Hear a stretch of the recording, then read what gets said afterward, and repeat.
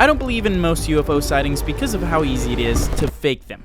But I think there's a few sightings that could be real. So I'm gonna go to where these UFOs crashed. You film here? Do you have ID cards? Go over all the pictures, videos, witnesses. It was not anything from this earth. And figure out if any of these 3 sightings could prove that aliens are real. And I'm first traveling to arguably the most famous UFO sighting of all time, Roswell, New Mexico. Roswell, New Mexico. In Roswell, this case is like the seminal event.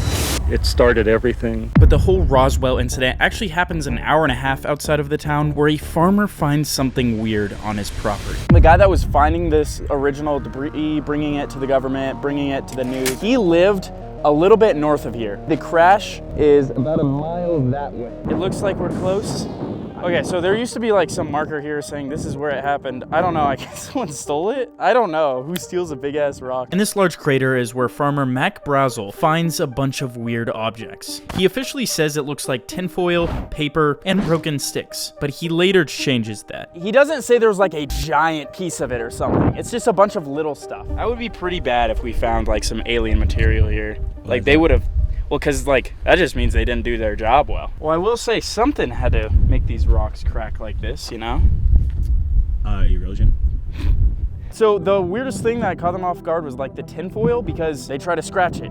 They're not able to scratch it, and they try to burn it, and it doesn't burn. Some people claim to crumple it up, and then it returns to its normal form. Mac doesn't really think anything of this material, but later, after seeing a bunch of UFO reports, he then reports it to the sheriff. The man that brings the debris into examination is Major Jesse Marcel. He first officially describes it as just broken wooden beams and tinfoil, but a lot of people are asking if that's really what it was, so much so that the government has to do a press release. And this is what they say. July 8th, 1947 is when some crazy heat drops. Walter Holt, this guy's the public information officer. They don't deny Mac's claims. They don't make up something else. No, they do this press release and they say, yep, it was a flying disc. The Army Air Forces has announced that a flying disc has been found and is now in the possession of the Army. Not even 24 hours later, they retract that. And they're like, nah, it's a balloon. What's crazy is when they do retract this, they actually publicly show the pieces that they found at the farm, and they show that it was just a balloon. So they get a ton of heat for the retraction, obviously, because that's just a really weird thing to do. Like, why wouldn't they just say it's a weather balloon in the first place? But then it kind of does make sense, because they do another press release, and they're basically like, okay guys, you got us. They were actually trying to protect a secret project. Project Mogul Balloon was supposed to be a spy balloon. The idea was we get these huge mogul balloons and launch them, and then the wind would take them over the Soviet Union, and we would look and see if there was any atomic blast or anything like that. That's what it was supposed to detect. And these things, however, sometimes crashed. They picked the stuff up and took it back. This actually makes a lot of sense. The government would want to keep a secret government project secret. In fact, there were even a lot of military personnel that picked up the balloon parts that had no idea what it was. By the way, while I'm going over each of these UFO sightings that get more and more insane, I have a group of UFO experts that know way more than I do, helping me debunk or prove every single fact. And one of them mentions a key detail about the balloon that still doesn't add up. One specific point, just with my own government background, you know, whether you think you're dealing with an ordinary weather balloon or a spy balloon, Project Mogul, I mean, a balloon is a balloon and terrestrial equipment is terrestrial equipment. The Roswell Army airfield at the time was the best of the best, so if ever there was anyone least likely to misidentify a spy balloon or a weather balloon for a so-called flying disc, it was probably these people. It just feels weird to admit that it's a flying disc if you're not even really sure what it is and you're the government. But where it gets even weirder is when a lot of people start speaking out. And I'm gonna start with Major Jesse Marcel. He was the man that collected this debris, and he just described it as the same thing: tinfoil and wooden beams. But this is what he says years later. It was nothing more than a weather observation balloon. Of course, which we both knew differently. It was 100% not a weather balloon. It was something extraterrestrial. It was not anything from this earth that I'm quite sure of. And what's even more terrifying is he then claims that the authorities made him keep his mouth shut. So all I could do is keep my mouth shut. Don't talk about that. But Marcel's not the only one. There's a lot of other witnesses that speak out, and they speak out a lot about an apparent second crash site. But where were they all seeing this? Right now we're at the Roswell airport, and it all happens specifically at this one hangar. It's called Hangar 84. There is quite a lot of hangars though. Okay, we might have to drive around because I don't see this anywhere. If the police pull up on us, I'm gonna question them. There you go. Joke's on them. I believe it's actually this one, not that one. Oh, look at that too. Two pigeons on top. That's not suspicious. Bro, those are definitely spy pigeons, bro. They're both looking at us. Bro, you think that they might still have the alien in here? Dude, should we open the door? Should we do it, dude? That's all you. Show us where the aliens are. Where's the alien? He's probably shaking in his boots. So there's a few people that claim to see things here, but first, what did they see? A few people claimed to see alien bodies and crashed UFOs. There were a bunch of witnesses. The main one was Lieutenant Walter Hott. He specifically claimed to see a 12 to 15 foot long UFO, literally right in there. A lot of people were saying they saw them in transportation to this hangar. It was like multiple cars, apparently. It was super, super guarded. People believe these bodies and this crashed UFO were getting transported all the way to Washington to an Air Force base there to, I guess, be examined more. Another lieutenant, Robert Shirky, described reporting seeing some of the debris with hieroglyphic-like markings. He also claimed that there were alien bodies in this hangar. This is like Barney Barnett and Pappy Henderson. These names low-key don't sound real.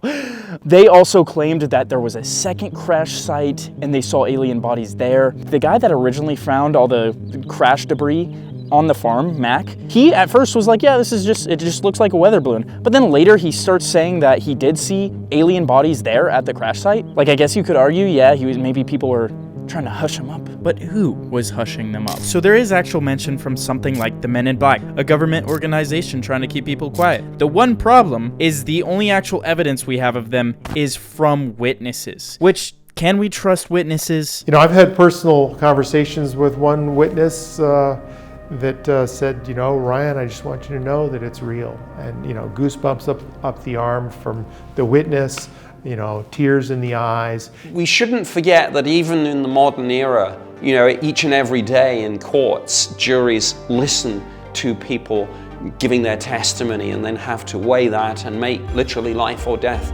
decisions. So eyewitness testimony, it is still evidence and it's still crucial. So it's hard to say whether the Men in Black second crash or even the alien bodies seen is true, but the government then steps in to say something about the alien bodies. The alien body conspiracy built up so much that they had to give a press release, and this is what the government says. We were doing high altitude balloon testing and we were using dummies. I don't know, I guess throwing dummies off of a balloon to see how high they could survive from, what damage they got. Love you, boys.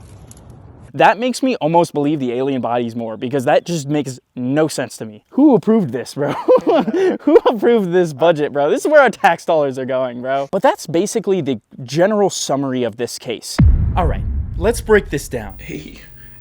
Based on what we covered, the balloon honestly seems really suspicious. Even with the explanation of Project Mogul, it seems really weird that the government would do so many cover-ups and ship it off really quickly and discreetly. Something just doesn't make sense, but there's no hard evidence to prove that it's anything weird. So we move on to the witnesses. They can be trustworthy, but once again, aren't 100% proof. And to make it even worse, there was a man who worked at a morgue who claimed to see alien bodies and make caskets for them, and he later came out and said he was faking it all. So that just makes the rest of the witnesses look a lot worse. Not saying they're liars, they could have actually saw something. Also, to keep in mind, this entire case happens about a week or two after the Kenneth Arnold UFO sighting. If you guys don't know, this is basically the first UFO sighting ever. Before this, UFO sightings didn't really exist. This created the idea of UFO sightings. So it doesn't seem good, but there's still one more piece of information that honestly could change this whole case. The Majic documents, which in essence is some 3,500 pages of documents leaked over 18 years. Central to many of the documents is this Roswell case. In this leaked document, which, you know, you can take as face value, it says on, you know, July 2nd, 2232 Mountain Standard Time, you know, 2 craft dropped off radar and crashed. And it goes on to talk about the details of bodies recovered, animal parts inside the craft. They claim crazy things like aliens did in fact crash in Roswell. They captured the craft as well as the bodies. They conducted autopsies on the bodies and just a ton of other interactions. with aliens or non-humans, but the FBI said it's bogus, which, I mean, they would, regardless. So overall, this does have some insane claims, and I don't think you can debunk all of them. I don't think you can say all of these are fake, but in my personal opinion, it does look much more like just a top secret government project, especially when you look at things like one of the witnesses admitting they lied and they were faking it. The government even said it was a top secret project, but this next case, the government had no idea what it was. But guys, super quick, this is my most expensive video. I've literally spent like 2 months making this, and all I ask for is if you could please subscribe. It would help me more than you can imagine. My friend actually has something to say real quick. If you don't subscribe, I swear on my life, I will blow up your whole planet right now. Nothing stopping me, mother. I'll do it right. So now on to the most terrifying UFO sighting ever. He said, it's back. I said, what's back? He said, the UFO. This sighting happens all around the RAF Woodbridge military base. People believe the UFOs came here because allegedly they had nuclear weapons here. And we're walking to the front gate where they first made contact with these UFOs. We're in the UK, bro. We gotta watch out for getting shanked and getting probed by aliens. Dude, these aliens probably were so disappointed, dude. They probably came to Earth, and then the aliens come here and they see beans and toast. On December 26, 1980, at this gate is when the British Air Force saw lights in the sky. What would a British person say? They wouldn't say what the hell. They'd be like, good golly, look at that light over there in the forest. Oh my, it's flying around. Holy beans and toast. Crackerjack. Exactly what they actually did describe. Glowing objects descending into the trees. So at first they just believed that it was probably a downed aircraft, some aircraft that crashed. So two Air Force personnel went to investigate it, John Burroughs and Jim Pedeston. They headed about a mile this direction to where they saw the UFO. We gotta get in the minds of the two people that went to investigate this. We're almost at where they saw the UFO. You can be John Burroughs and I'll be Jim Pedeston. Yo, Jim, did you see that? Yeah, we've been walking like a mile. Yeah. To it. We have been walking out to it. I wonder what it was. Yeah, I think it was a giant donut. I think it was a giant Dorito chip. Yeah, I can see that. You hungry? I'm fucking starving, dude. Let's go eat this motherfucker. Something's glowing over here. We gotta touch it. Oh, shoot. Oh, damn.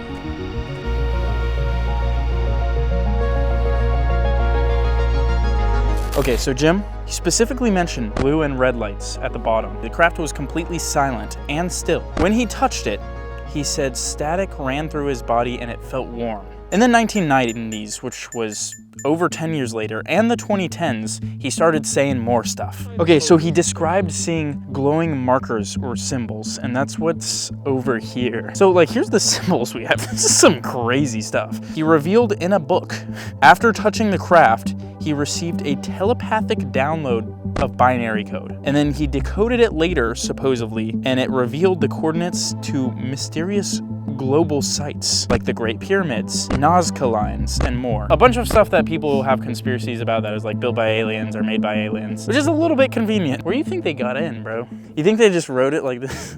Yeah, they wrote that bit like a horse.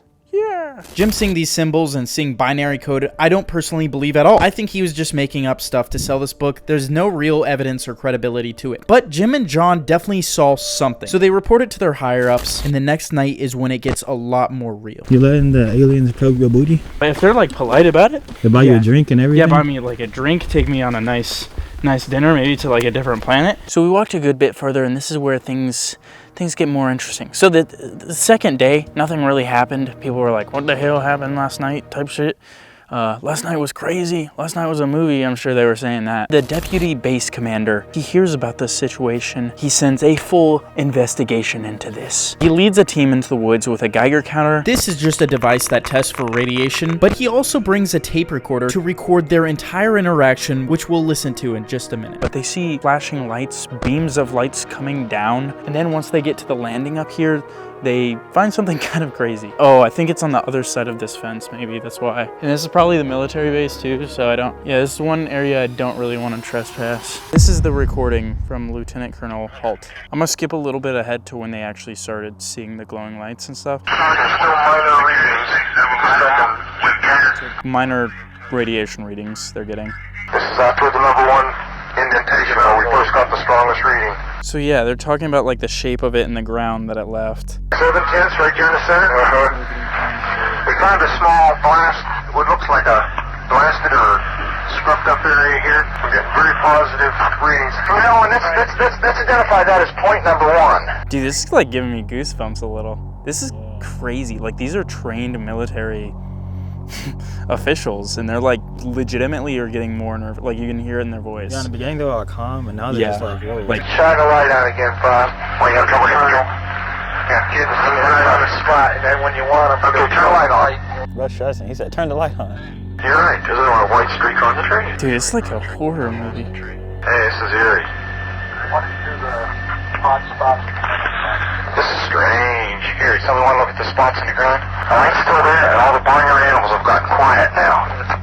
The whole night they were like hearing animals, and then they all got quiet. This is when I think they see it. This is we're falling off it again. It just moved to the right. Yeah. Off to the right. Strange. Going up to it. Looking at the thing, we're probably about 200 to 300 yards away. It looks like an eye winking at you. It's still moving from side to side. And when you put the star scope on it, it sort of has a hollow center, a dark center. It's you know, like the pupil of an eye looking at you and winking. It almost looked like this, which, by the way, is my merch, guys. I've been wearing it throughout all these videos. I have this one, which is kind of the series logo. Then I have this one, which is my personal favorite. It's literally an alien in a free candy van. I even have official Groovy Society merch. But if you buy any of it, post it on your story, tag me, I'll repost you. But what else did these officers see?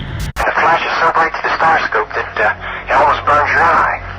So this is the point where it was like started flying over the forest, and a lot of people started claiming to see it, like outside of the military. Now we have multiple sightings of up to 5 lights with a similar shape. Like, this is one of the craziest UFO cases. A lot of the things people debunk this with, there is a lighthouse kind of nearby that the light beam would shine over here. That's what people say is like, oh, well, they were just seeing the lighthouse.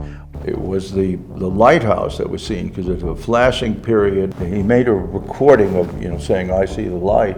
For this specific point, I'm gonna actually have to go against the skeptic side, because even in the original reports, they're like, oh, we saw the lighthouse lights, but then we also saw these other beams. Then some people were saying Venus, like you can see Venus and it's bright in the sky, or helicopters. But these are military men. Like, I think they would know what these things are, and it wouldn't make them like this scared. So that's really the only things people can debunk on this case. The next details I'm about to go over are actually tracked and logged by government and military officials, so it's a lot harder to debunk them. And one of the experts I've been talking to throughout this video, Nick Pope, he actually specifically worked on this case for the British government. So he has a lot of top secret details that can help us either prove this or completely debunk this case. My job was to research and investigate the phenomenon, to assess the national security and safety of flight. And I have subsequently met most of the primary witnesses. And this, again, is a very strong case. The first piece of evidence for this case is that many witnesses claimed they were quieted, which happened in Roswell, but this one literally has a video of the deputy base commander saying this. I found out later that the airmen were, how shall I say, pretty harshly interrogated. So it kind of sounds like they were silenced, but what's even crazier about this case is the physical evidence, which starts with the radars. Both the tower operators at Bentwaters saw an object and picked it up on their Bright 2 radar and watched it. So from this, we know there was definitely something. And if that isn't crazy enough, remember them talking about the markings on the tree and ground? Well, they took soil samples, some bark and sap. General Gabriel flew to the bases, the twin bases of Bentwaters and Woodbridge, shortly after the incident and took possession of those items. I don't know where it went. It's probably somewhere in the basement office in the Pentagon. But the craziest evidence of all is the radiation, which in an official released government document titled Unidentified Aerial Phenomena in the UK, it says this. The readings seemed significantly higher than the average background. And it gets even worse. Some of the witnesses have claimed that they are now suffering health issues that they attribute to getting too close to whatever this thing was. The well-reported Rendlesham Forest incident is a case where it is possible that witnesses were exposed to UAP radiation for longer time periods than normal. This case is mind-blowing. There's really not much to debunk it, and yet there's tons of crazy evidence, like super credible witnesses, scorched trees, and literal radiation readings. That's terrifying. But the most interesting thing, the radiation. I talked to someone off camera, and basically the only way that a aircraft would bring radiation down is if it was at ultra high altitudes, like super, super high. And that still probably wouldn't contaminate the ground, or if it was flying near a nuclear base with nuclear weapons or nuclear power plant, something like that, which this base could be. I don't know, Nick is not even allowed to tell us, but I think it's possible. So that would explain it a little bit. But I would like to think that the officers that were working there would know that, so this radiation stuff wouldn't be that much of a shocker to them. This is way more believable than Roswell. But Roswell was just one, maybe two sightings. This was two sightings by a few people. This next UFO case was hundreds of sightings. The Belgium UFO wave. We had an observation on the radar. What these pilots detected was well outside the normal flying envelope of an airplane. Where this whole thing starts is right outside of a little town called Eupen, Belgium. And it seems very legitimate because the first sighting was by two officers. Do the Belgian cops eat donuts or do they eat waffles? Oh, yeah. November 29th, 1989. They're driving down this road, having a casual day, and then bam, hovering triangle, silent, glowing lights. And then they stop, they look at it. And this is what started literally hundreds of sightings of people seeing these triangular shaped crafts. This will be my translator and driver for the day. Did you ever hear about the Belgium UFO wave? I didn't hear it myself. It's like an interesting case of unnatural thing flying in the air, like a Dorito chip with it was just a Dorito marketing campaign, bro. After that first sighting, more and more sightings start happening all over Belgium, which is when the police start looking more into it. We're now in Wavre, Belgium. This is where things get big. The Gons radar station received reports of unusual lights, so they reported that to the police station here, which they then verified. And the police station here, they did in fact see the strange lights in the sky. And later throughout the night, according to police, civilians, and apparently pilots, which is crazy, the lights started moving a lot more crazy. Right now we're in the center of the city. We went to the police station to try to talk to the police and stuff, but you're not allowed to do that here in Belgium. So we had like 6 officers, maybe 7, just roll up on us. How's it going? Do you speak English? You speak English? Yes, yes. Okay. You film here? Yeah, we're making a video about, I don't know if you've heard of them, the triangle UFOs in Belgium. Do you have ID cards or passport? I do, yes. Okay. Building, that's why it was suspicious in our eyes. Ils sont intéressés par les UFOs. My colleague, which is very old, told me it's true. He says it's true. Would we be able to interview you for it or no? Tu veux être interviewé? No interview. After nearly going to Belgium prison and being force-fed waffles, we talked to a ton of random people in the town that there were supposed to be a lot of sightings in, but no one really had heard of it except for UFOs. Yes, I've heard it, yeah. Did you ever see any? No, I haven't seen any, but I've heard about it. But it was a while ago, so that wasn't too crazy. But we at least were able to confirm that the officers did think it was real. So you would think someone would get some sort of physical evidence of them, because unlike the other cases where it was just 1 or 2 sightings, these ones keep happening. Well, somebody did. Where we're at right now is Petit Richan. It's good. This is where the legendary photo that represented the whole Belgium UFO wave came from on April 4th, 1990. So this was kind of like a little bit after all the main sightings happened, which is a little bit weird. So this is the photo.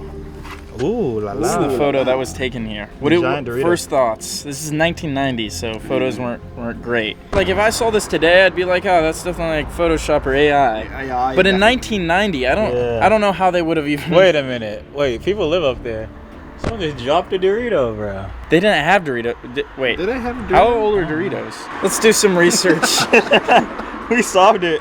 1966. Oh, it could have been a Dorito. Could have been a Dorito. Could have been a Dorito. Here we got like the sky, a little bit of lens flare over there. Is there anything else that looks like this? You might think the new aircrafts like from the US Army, like the black ones. Yeah, I forget what they're called. Kind of looks like a B-2, but yeah. Bottom. Yeah, but this was the main photo used as like evidence for this happening. But the one problem is this photo actually was a hoax.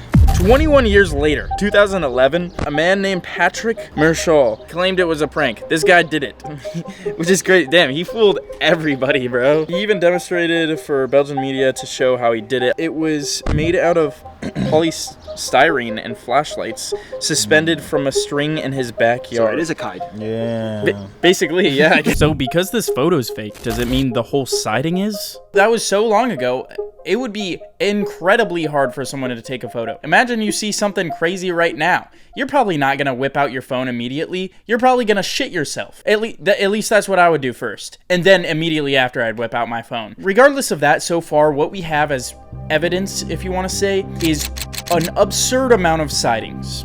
Basically. A lot of these sightings, though, are from very credible people. But that alone is not that crazy when you think about it, especially compared to the 2 other UFO sightings that we covered. But this entire case gets way more believable. March 30th, 1990.